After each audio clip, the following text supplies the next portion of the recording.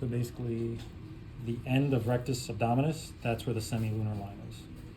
Okay? And then rectus sheath continues and wraps around the rectus abdominis. Okay? So it's just basically a continuation of those tendons going and wrapping around rectus abdominis. Okay? And then in the middle, where is this?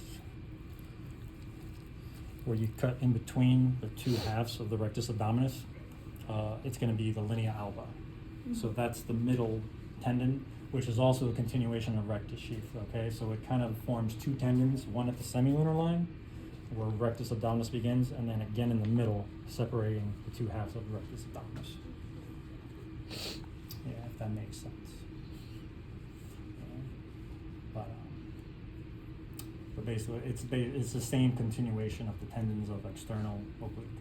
You said it makes a coalition. I don't understand what you mean by that. Does it wrap around? It wraps around, yeah. So like, basically, you have the oblique muscles going to the semilunar line, and then from the at the semilunar line, it forms a tendon. So that sheath becomes very thickened. It thickens, gets really tough, and then from there, it wraps around rectus abdominis like a sandwich, both underneath and on top. And then once it gets to the middle, between the two rectus abdominis muscles, it actually thickens again to form another tendon. Okay.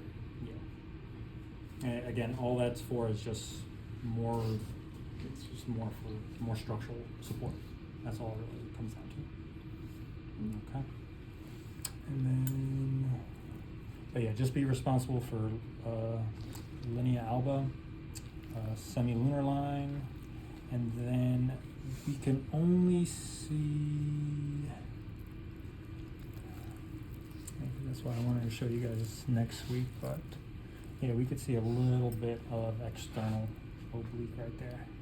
So the same thing as the external intercostals, X to sex, external going to the sex organs. Okay. And that is what? I'm sorry? External abdominals, external oblique. Muscle? Yeah, muscle. Oh.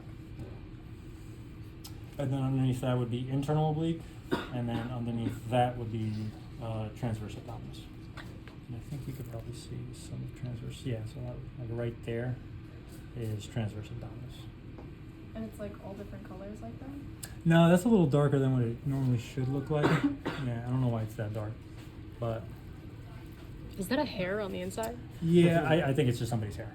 Oh, Yeah, okay. From somebody from earlier. I was gonna say.